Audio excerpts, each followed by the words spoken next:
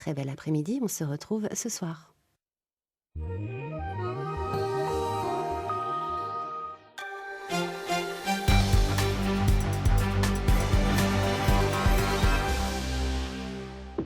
Bonjour à tous, bienvenue dans les Alpes. Tout de suite, les titres de votre journal. Nous verrons que les commerçants grenoblois poursuivent leur bras de fer avec la municipalité. Ils contestent certains projets qui, selon eux, mettent en péril la bonne santé de leurs magasins. Il s'agit notamment de l'accès au centre-ville qui serait de plus en plus difficile pour les véhicules. Ils dénoncent aussi des problèmes liés à l'insécurité ou à la propreté. Toute cette semaine, nous avons suivi Dominique et Xavier. Ces deux cristalliers arpentent le massif du Mont Blanc à la recherche des quartz fumés les plus rares. Suite et fin de notre série aujourd'hui avec un coup de projecteur sur la récolte du jour. Enfin, un mot de votre météo et cette bonne nouvelle, le soleil revient sur notre région. Petit bémol toutefois avec quelques nuages persistants sur le nord des Alpes. Température maximale jusqu'à 16 degrés. Mais d'abord, un mot de politique avec les élections régionales. Les 6 et 13 décembre, les citoyens devront élire leurs représentants au sein de la future Assemblée Auvergne-Rhône-Alpes. La droite se présente assez unie, mais à gauche, les listes se multiplient. Ce matin, Chantal Gomez, la tête de liste de Lutte ouvrière, a tenu une conférence de presse à Grenoble afin de présenter la liste iséroise. Je vous propose d'écouter son interview recueillie par Tiffaine Honoré et Marie Chambrial, interview dans laquelle elle détaille ses priorités. Nous irons dans le sens de tout ce qui est favorable aux classes populaires, notamment le renforcement des transports, les TER qui se dégradent aujourd'hui, des lycées, créer même des emplois si c'est possible. Que ce soit Kéran ou que ce soit Vauquier, ils mèneront la même politique qu'au niveau de l'État. C'est-à-dire que l'argent va être drainé de tous les territoires finalement pour aider encore un peu plus ces entreprises. Pour aider finalement les actionnaires, parce que vous voyez que l'emploi, ça n'a absolument rien donné.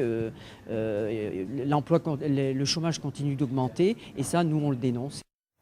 Si vous êtes baladé dans les rues de Grenoble, vous avez peut-être constaté ces affiches collées sur les façades des magasins.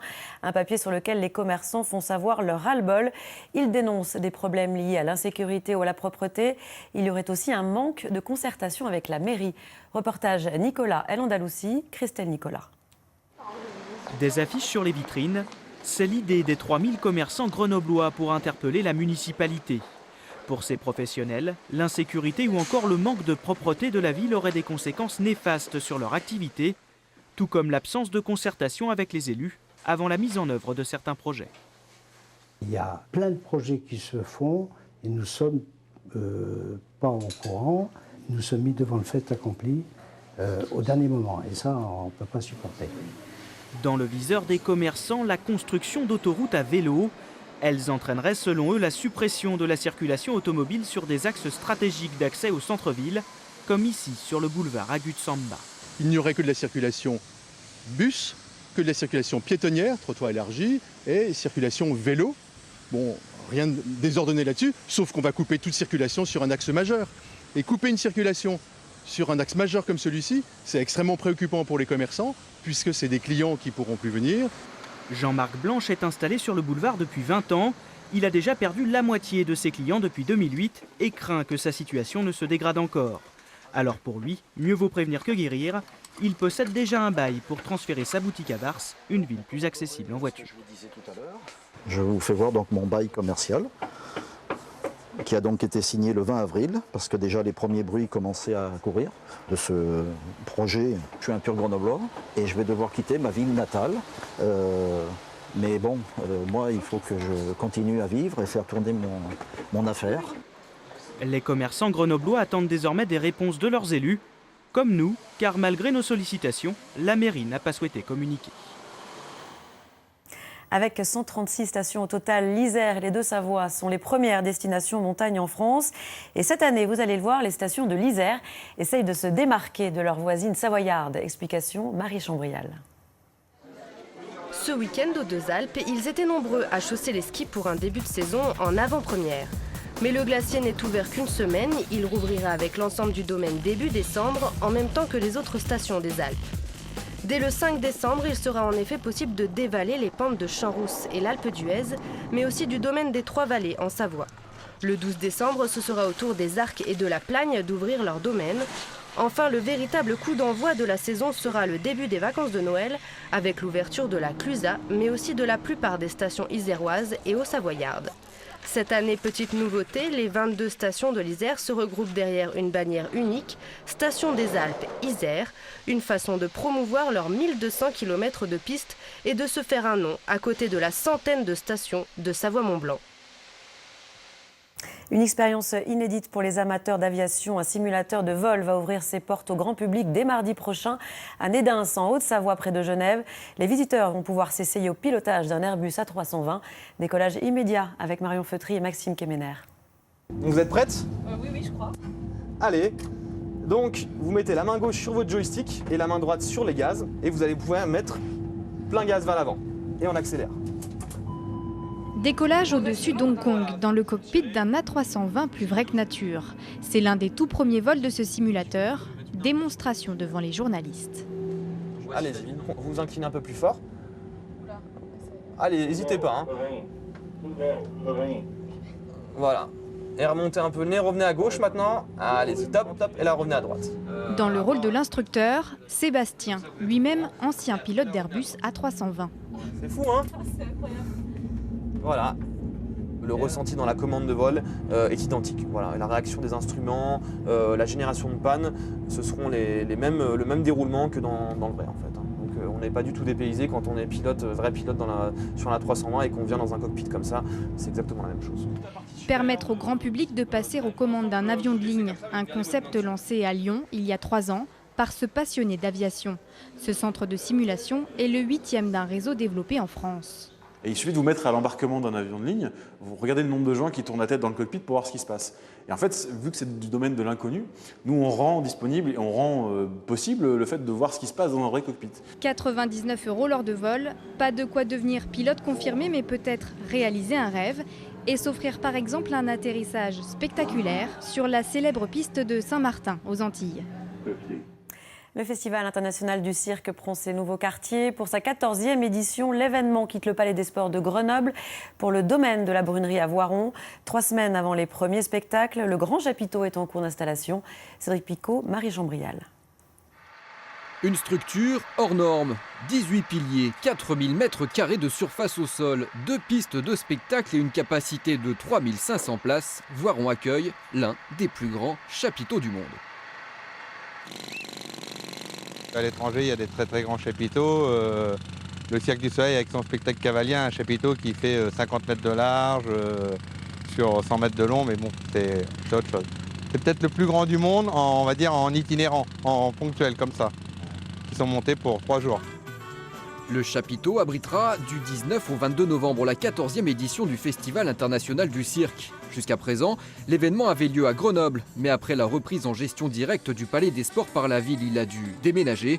Pour sa première édition dans le Voironnais, le festival affiche d'ores et déjà complet. On fait 17 500 places, non seulement la région Rhône-Alpes, mais ça vient de partout. Et les Lyonnais viennent beaucoup, je crois que c'est parce que justement il y a une fluidité facile entre Lyon et Voiron. Le pays voironnais sait bien se placer et il a accueilli bien volontiers le festival. Les collectivités locales ont financé l'événement à hauteur de 150 000 €. L'investissement porte déjà ses fruits.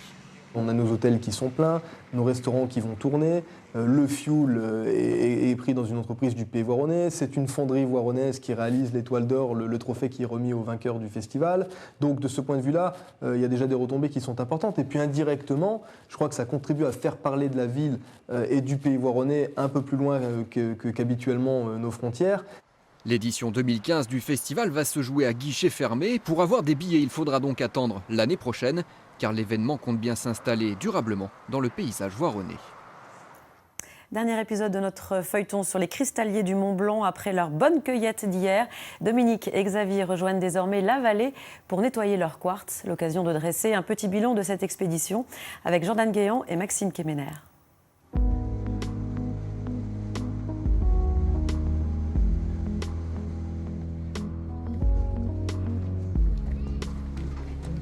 Ah bah la voilà la Cathy. Ça va? Bien été, pas tombé? Bien été, pas tombé, ouais. Non. Je voudrais voir s'il y a des tout de suite, tout de suite, tout de suite, tout de suite. Parce qu'il faut que je prélève ma dîme. Aïe, aïe, aïe. C'est une satisfaction de le voir revenir en vie, parce que il y a toujours ce côté risqué. Et puis de se dire, bah oui, voilà, malgré les années qui passent, il a encore assuré. Voilà, ça reste quelque chose de fascinant.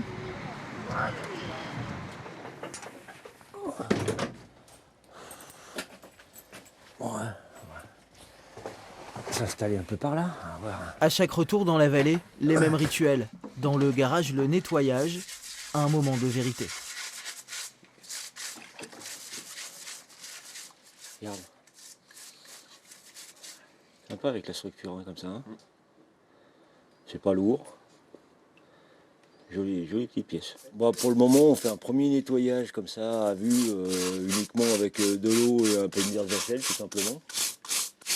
Et puis après, selon la qualité des pièces, bon là, ça a l'air à peu près brillant en surface, sans plus. Donc, on n'a pas besoin de plus. Ça reste comme ça au naturel et voilà quoi. Elle est belle ou elle l'est pas. Voilà, c'est exactement ça.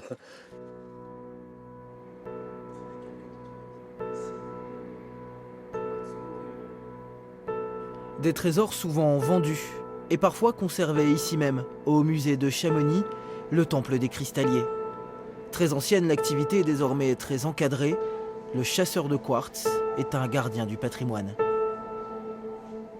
Depuis quelques années, dans la vallée, nous avons un arrêté municipal qui oblige les cristalliers à se déclarer en mairie tous les ans de façon à avoir une autorisation de recherche. Donc on remplit un formulaire, on s'engage à respecter la charte déontologique des cristalliers. Mais l'aventure n'est jamais loin, jamais terminée. Il y a 10 ans, Dominique descendait cette pierre très spéciale. Quand les gens ont vu ça en bas, y compris les scientifiques sur Paris, on dit mais c'est de la muscovite, c'est hyper rare, massif, il n'y en a pas, il n'y en a qu'une. Et du coup, bon, elle a été prêtée par un collectionneur privé pour le musée de Chamonix parce que c'est la seule pièce existante en muscovite dans le massif du Mont Blanc. Quelque part autour du Mont Blanc se trouvent encore 3 ou 4 cristaux comme celui-ci. Des muscovites rarissimes. Seul Dominique connaît l'endroit. Un secret bien gardé. Tout de suite, vous avez rendez-vous avec l'édition des initiatives et l'on commence avec ce coup de pouce original pour les demandeurs d'emploi. On se retrouve juste après. Là. Trop fort. Ça c'est beau, ça c'est beau. Ça. J'appelle tout de suite. C'est la première fois qu'ils se voient. Antoine Auriol est étudiant en communication et cherche un stage. Il a déposé son CV la semaine dernière chez Visiopub et ça y est, ce CV est visible sur les 4 panneaux publicitaires de la société. On est route de Lyon, et route de Lyon c'est quand même un petit peu l'artère de Moulins. Et donc sur ce panneau publicitaire, c'est vrai que de me voir en grand, ça fait bizarre. Autant faire ça parce que voilà, ça augmentera ma visibilité et ça me permettra d'avoir de nouveaux contacts. Des personnes que j'ai sûrement contactées mais qui n'ont pas forcément fait attention à mon CV. Visiopub est une toute jeune société basée à Yzeure. 2 amis qui se sont associés. 2 chefs d'entreprise qui savent ce que c'est que de galérer. Patron, mais altruiste. On a tous des enfants, on a tous une charge d'épaule dans les années qui viennent. On protège tous l'environnement. Voilà, on a tous une charge, tous autant qu'on est, de dire voilà, on fait pour que l'avenir soit plus serein pour nos enfants. Ces spots de 6 secondes seront diffusés près de 1500 fois chaque jour, entre 6h et 23h, le long de routes très fréquentées. Il suffit de nous envoyer le CV via notre site internet et nous on le met en ligne, tout simplement. Après les entreprises nous contactent et on fait une interaction entre les entreprises et la personne qui recherche un emploi. Visiopub a déjà reçu une trentaine de CV. Ils apparaîtront dès la semaine prochaine sur les écrans de Moulins, Vichy ou Gerza. Quand un DJ d'Orléans lâche ses platines pour une batterie de casseroles, ça donne Farel Cuisine, de la street food dans tous ses états et une notoriété qui grandit pour ce blogueur culinaire du Loiret. Voici François, dit Farel. Cet ancien DJ orléanais s'est produit sur des scènes dans le monde entier. Aujourd'hui, il s'adresse aux gourmands du monde entier. via des recettes de cuisine postées sur Internet. Ces vidéos originales ont été vues des dizaines de milliers de fois sur la toile. On n'est plus juste derrière un tutoriel, une recette, on n'est pas juste en train de taper comment faire un bœuf bourguignon sur Internet. C'est vraiment l'idée de présenter des choses nouvelles, d'une cuisine qui est facile pour que les gens reviennent à la cuisine avec un peu d'humour, un peu de tout dedans, pas juste de la cuisine, quoi. Farrell a toujours aimé cuisiner et recréer des saveurs découvertes en voyage. Aujourd'hui pour nous, il prépare des pains pour burger au goût légèrement sucré. Sa première vidéo de cuisine a été réalisée il y a 1 an. Depuis, les sollicitations se multiplient. Son dada, la street food, nourriture simple et que l'on trouve partout aux États-Unis, mais souvent décriée en France. Les Français et le consommateur, surtout de notre génération, a compris qu'on pouvait manger quelque chose street food avec des bons produits, que c'était pas forcément manger vite, c'était pas forcément manger mauvais, ça pouvait être aussi des saveurs incroyables, du voyage très simple, même si c'est dans une assiette plus simple. Désormais, Farrell produit ses vidéos en studio. Les moyens ont évolué depuis les débuts, mais l'envie de partager ses recettes est toujours là. Le moment le plus sympa, c'est quand les gens ont dit « Ah, j'ai regardé la vidéo et j'ai pris le temps de reproduire la recette », de mettre une photo, d'envoyer une photo, de dire « Ah tiens, j'ai goûté tel truc, c'était bon ou c'était pas bon », mais au moins il y a un engagement des gens au retour de la vidéo. Farrell continue de réaliser des vidéos au gré de ses envies et de ses découvertes. Le seul problème, c'est que sur Internet, on ne peut pas goûter. On connaissait le covoiturage, voici le comotorage. Le principe est le même, sauf que c'est du 2 roues. Une application vient de voir le jour, créée par 2 franciliens. À Paris, les premiers mois sont prometteurs. Moi je suis pas motard, donc j'ai aucun moyen de me garer, et puis rouler à Paris c'est juste devenu insupportable. Et puis c'est surtout beaucoup plus confortable que de prendre le métro. Des non-professionnels qui transportent des clients en ville, l'application pourrait s'apparenter à Uber Pop, désormais interdite. Mais les fondateurs précisent que le service peut rester gratuit, c'est le chauffeur qui décide. Une nouvelle communauté de motards est en train de voir le jour.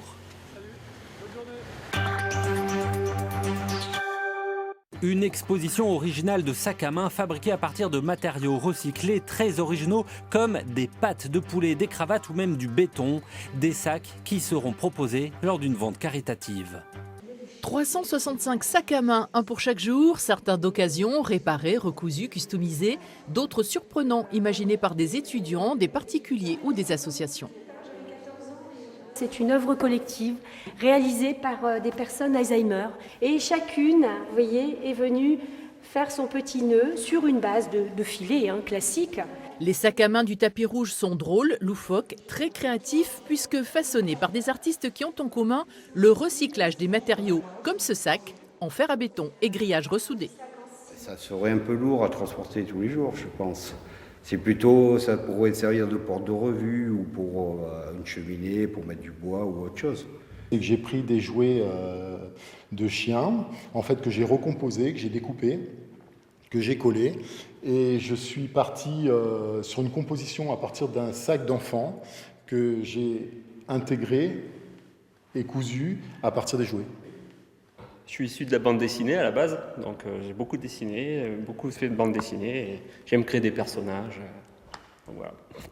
Là, c'était marrant, je trouvais, de faire une tête de mort, singing, voilà, la mort qui chante.